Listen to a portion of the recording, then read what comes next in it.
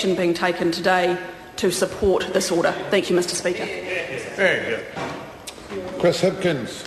Thank you very much, Mr. Speaker. Mr. Speaker, I'm happy to speak in support of this motion, having had the opportunity to sit through the Select Committee's consideration of this matter under the chairmanship of Mr. Okenroll, who I can see over there, and having seen some of the evidence of this particular breed of dog, I can say that we fully support the decision to continue to ban it. Mr. Speaker, I guess I come to this debate as a enthusiastic supporter of the rights of dog owners, because I have been a dog owner myself in the past, and I think it's important that we don't place unnecessary restrictions on. I've never had a vicious dog, no. Unnecessary restrictions on dog owners. I think we need to get the balance right. And I think that a large amount of this falls into the category of the dog owners behaving responsibly.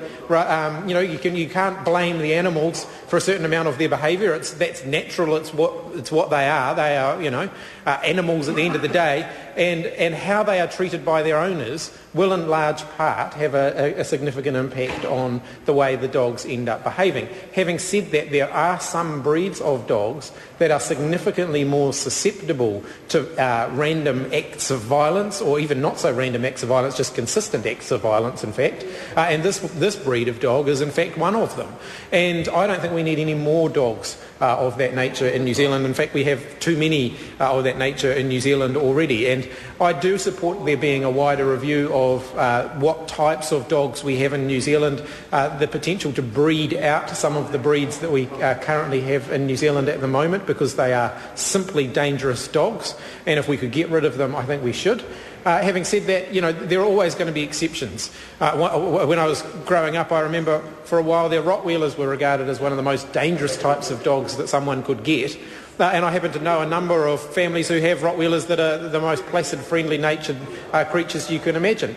I grew up in a household with boxer dogs, and boxer dogs can be temperamental dogs as well. But they are good family dogs if they are treated properly, if they are properly trained and have the appropriate obedience training when they're puppies. Boxer dogs can be brilliant family pets, but they can also be very unpredictable. And so the responsibility of their owners to make sure that they are properly supervised, that they're kept fenced, that when they're out walking, the owners are keeping an eye on what they're getting up to and keep them on a lead when other dogs and kids and so on are around. That's what a responsible dog owner does, and there's nothing wrong with, therefore, that breed of dog continuing.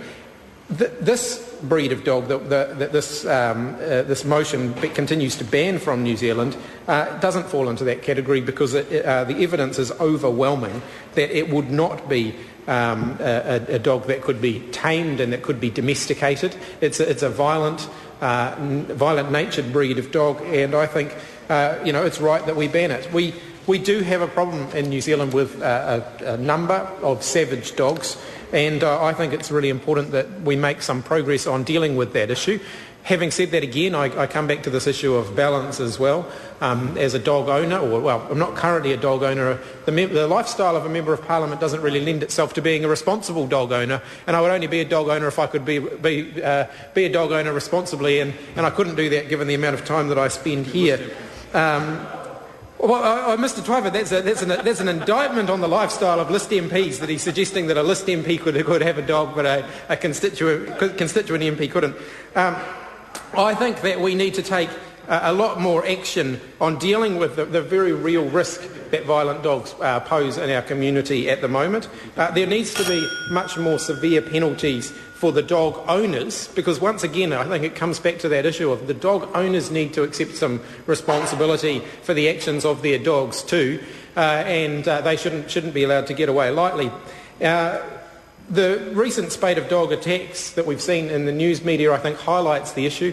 I think we as a parliament, and particularly on that side as a government, need to be more proactive about dealing with this issue. We shouldn't, when these things happen, lament the occurrence of these and say, we've got to do something about it. We can do something about it before there are more violent dog attacks.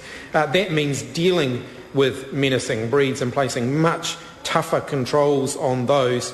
It means looking very carefully at the breeds of dogs that we have in New Zealand at the moment that are menacing and that are violent, and make sure we take action to make sure that they are bred out of the dogs, the dog breeds that we have in New Zealand. Your time has expired. And my time has expired. Thank you, Mr. Speaker.